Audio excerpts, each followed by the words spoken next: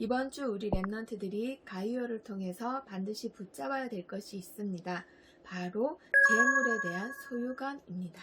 자, 이 세상은 하나님을 떠났기 때문에 하나님을 떠난 사람들이 영적인 것을 무시하고 육신적인 것에만 투자를 하고 영적인 것을 헌신하여 육신적인 것에다가 온 힘과 정성과 재물을 투자하고 있습니다.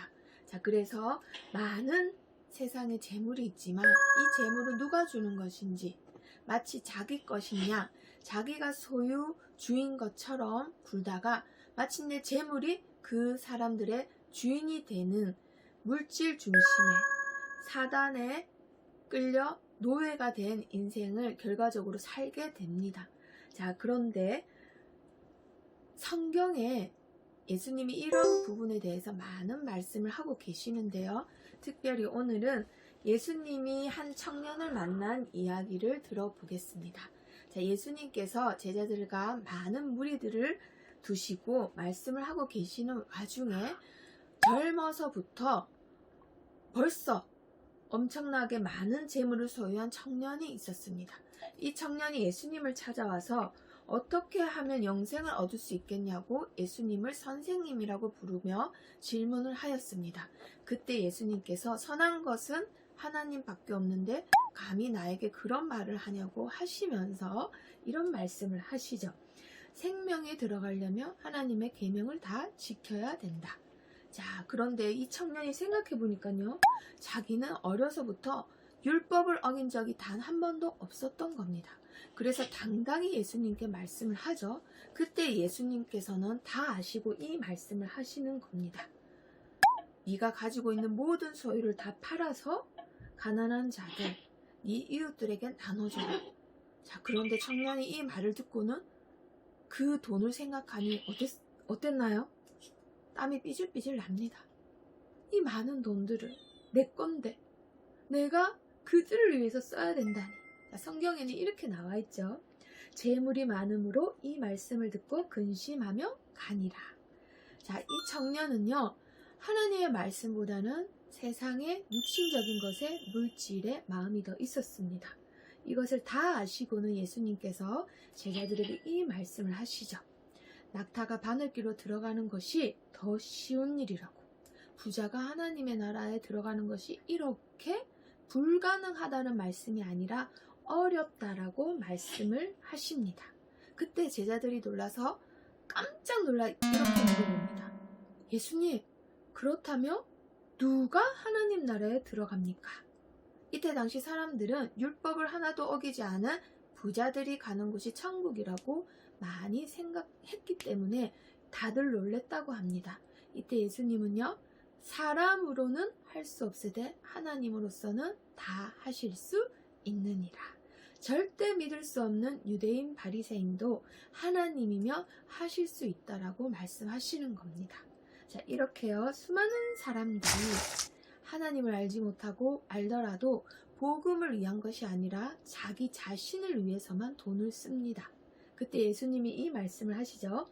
내 이름을 위하여 집이나 형제나 자매나 부모나 자식이나 전토를 벌인 자마다 여러 배를 받고 또 영생을 상속하리라. 자, 죽어서는 영원한 생명이 있고 살아서는 이 땅에 몇 배의 물질의 축복까지도 받는다라고 하십니다. 그렇다고 꼭 버리란 말씀이 아니라 중요한 포인트가 뭐죠? 복음을 위하여. 복음을 위하여 재물을 쓰는 자. 자, 오늘은 허드슨 테일러에 대해서 말씀을 전해드리겠습니다. 자, 그때 당시에 이 사진으로 봐도 중국은 굉장히 미개한 나라였습니다.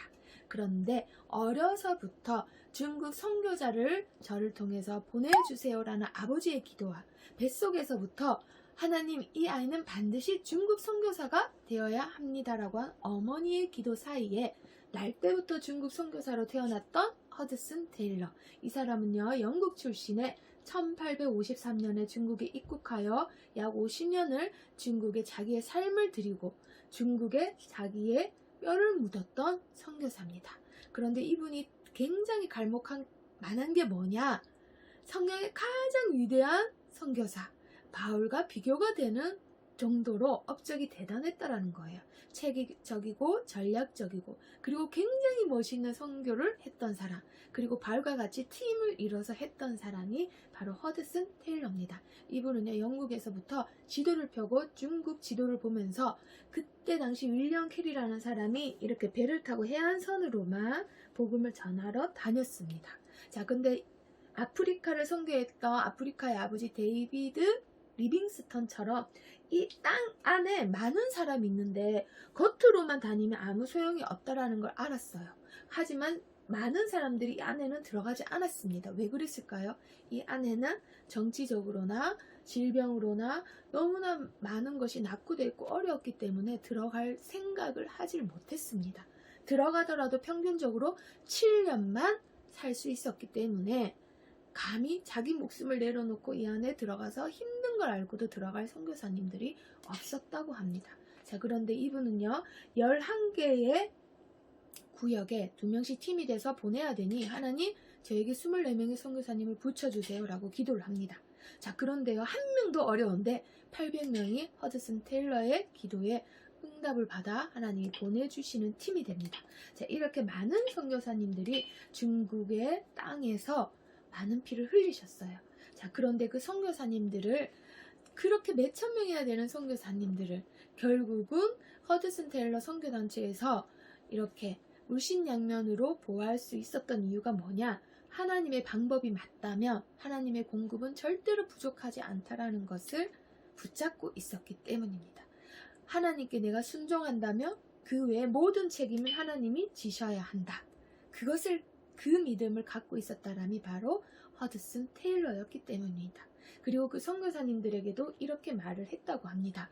모든 것은 하나님이 주시고 모든 재물은 하나님이 주시는 거기 때문에 하나님의 일에 반드시 쓸 재물은 하나님이 준비하셨다. 그렇기 때문에 기도만으로 하나님을 움직여서 사람을 통해서 공급받을 생각을 해라고 이렇게 가르쳤다라고 합니다.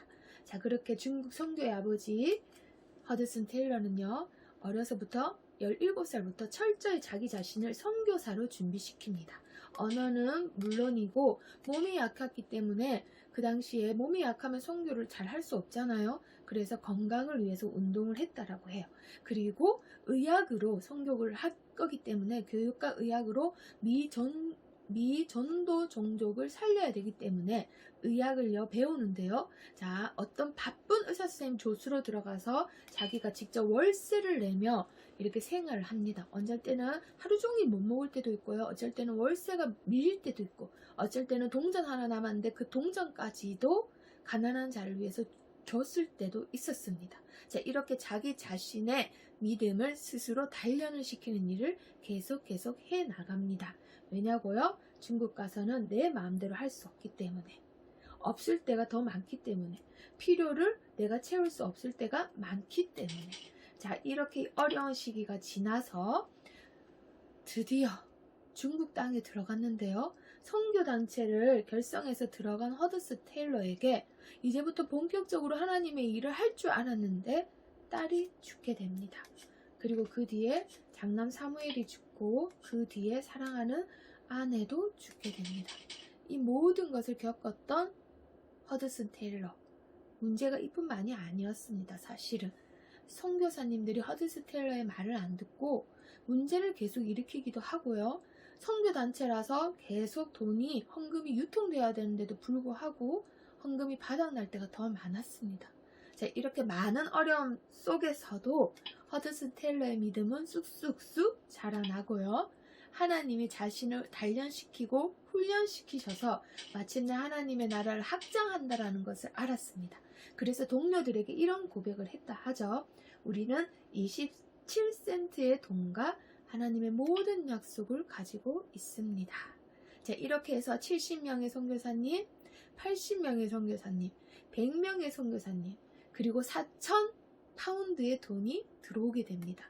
그래서 점점점 선교단체가 확장되어져서 이 전도 종족 지역에까지 복음이 들어가게 되는 일이 점점점 생기게 됩니다.